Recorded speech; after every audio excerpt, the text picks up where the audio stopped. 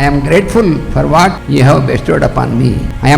I'm more grateful for what you have not bestowed upon me. అలా చేయాలండి ప్రార్థన భగవంతుడికి. నేను అడిగినవి నువ్వు అన్నీ ఇచ్చినందుకు నేను చాలా కృతజ్ఞుడు. బాగానే అది పెద్దకి ఇదే ఉంది.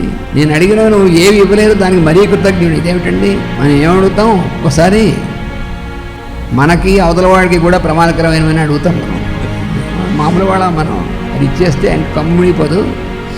భగవంతుడు వదిలేసి ఊరుకోవాలి. కానీ మనకి ఏది ఇవ్వాలి, ఎప్పుడు ఇవ్వాలి అనేటువంటిది భగవంతుడికి ఎక్కువ తెలుసా, మనకు ఎక్కువ తెలుసా? కానీ మనం భగవంతుడికి సజెస్ట్ చేస్తూ ఉంటాం.